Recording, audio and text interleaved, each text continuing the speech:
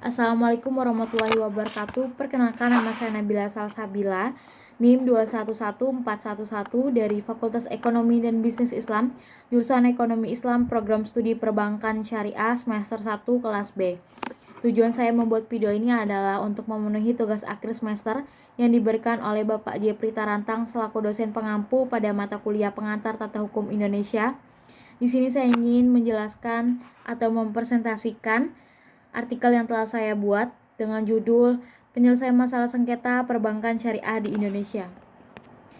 Baiklah, di sini saya ingin menjelaskan Bank Syariah didirikan di Indonesia pada tahun 1992. Di Indonesia, di dunia perbankan dan keuangan syariah mengalami perubahan dan perkembangan yang signifikan pada dekade sebelumnya. Perbankan syariah didefinisikan sebagai bank yang melakukan kegiatan usahanya berdasarkan sesuai dengan prinsip-prinsip syariah, demokrasi ekonomi, dan prinsip pengawasan. Segala jenis riba serta larangan dilarang dalam prinsip Islam. Dalam menjalankan kegiatannya, perbankan syariah menggunakan prinsip bagi hasil, yaitu yang bertujuan untuk membangun lingkungan investasi yang sehat dan adil, dan menyeimbangkan posisi bank dan klien dan memungkinkan semua pihak yang terlibat untuk berbagi keuntungan dan risiko. Tujuan perbankan syariah sendiri adalah untuk mendorong pemerataan masyarakat, pembangunan nasional, peningkatan keadilan dan kebersamaan. Dengan pesatnya perkembangan perbankan syariah di Indonesia, tentunya banyaknya permasalahan yang dihadapi dalam proses pembangunan, khususnya dalam permasalahan hukum. Sebelum berlakunya Undang-Undang Nomor 10 Tahun 1998, belum ada aturan atau hukum yang mengatur tentang operasional perbankan syariah tersebut. Dalam menjalankan kegiatan operasionalnya, prinsip syariah merupakan landasan terpenting bagi bank syariah untuk menjalankan tanggung jawabnya, terutama jika terjadinya perselisihan. Di dalam hukum syariah, interaksi antara nasabah dan pihak bank merupakan situasi yang saling menguntungkan bagi kedua belah pihak. Namun sering terjadinya perbedaan pendapat antara nasabah sebagai konsumen dan bank sebagai penyedia layanan jasa. Jika posisi klien lemah dalam terjadinya sengketa, maka ini rentan yang menyebabkan perlunya perlindungan hukum terhadap hak-hak konsumen. Melindungi hak nasabah merupakan suatu kepentingan lembaga perbankan. Hubungan hukum antara nasabah dengan bank berkaitan sangat erat karena kegiatan perbankan mencakup tentang kepercayaan. Jika suatu nasabah tidak mempercayai suatu perbankan syariah, maka akan mempengaruhi kepada lembaga perbankan syariah tersebut. Jika bank tidak dapat menyelesaikan masalah nasabahnya, sengketa dapat diselesaikan dalam dua arah, yaitu melalui jalur non-litigasi dan litigasi.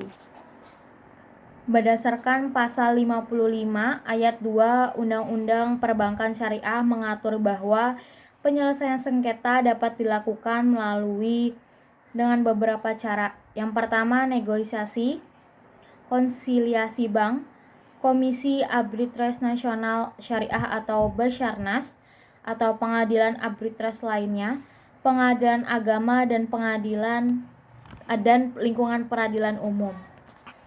Dalam melaksanakan kegiatan operasionalnya, perbankan syariah tidak lepas dari perselisihan yang terkait.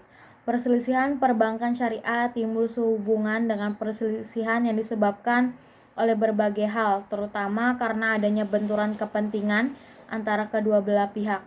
Dalam transaksi perbankan syariah timbul perselisihan antara nasabah dan bank karena tiga hal.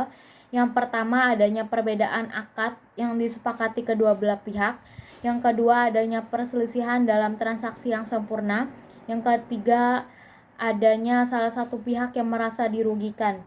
Dengan diberlakukannya Undang-Undang Nomor 3 Tahun 2006 dan lahirnya Undang-Undang Nomor 21 Tahun 2008 menjelaskan tentang mekanisme penyelesaian sengketa perbankan syariah antara bank dengan nasabahnya.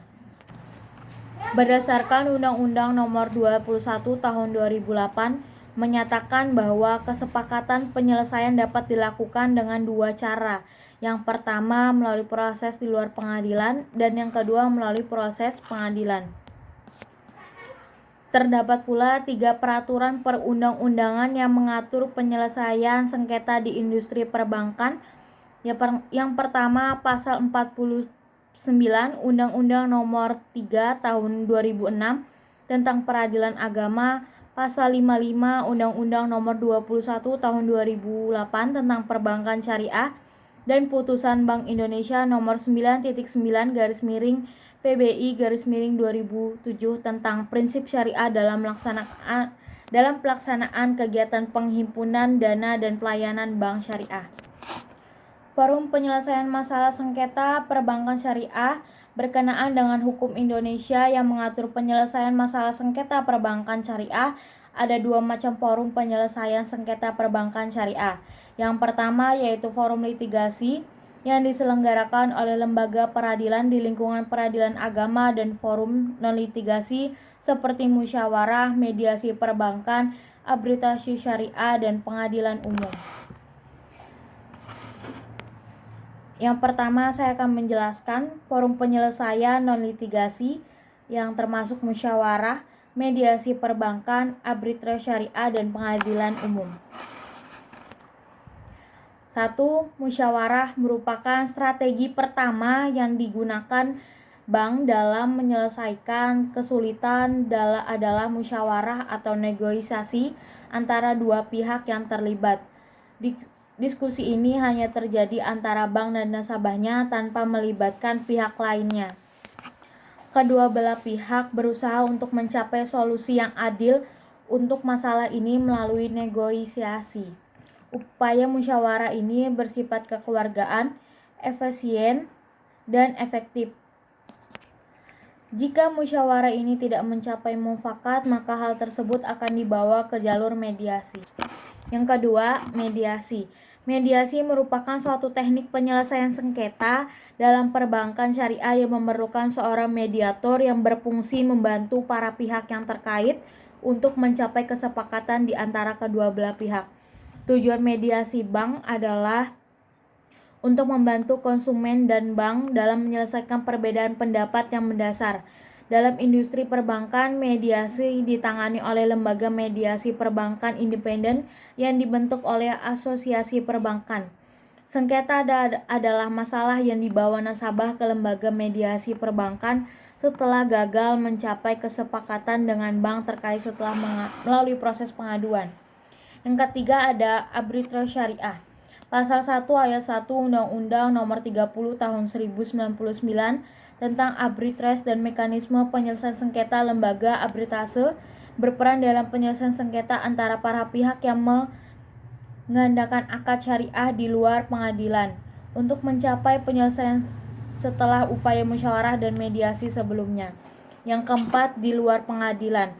Pengadilan umum merupakan salah satu tempat penyelesaian permasalahan perbankan syariah dalam menegakkan putusan arbitrase syariah. Pengadilan umum di sisi lain menjalankan fungsi yang unik. Menurut pasal 59 Undang-Undang Nomor 48 Tahun 2008 dan pernyataannya, jika para pihak tidak mau melaksanakan putusan arbitrase syariah, putusan tersebut dilaksanakan oleh pengadilan di lingkungan peradilan umum. Di sini saya ingin menjelaskan forum litigasi yaitu peradilan agama.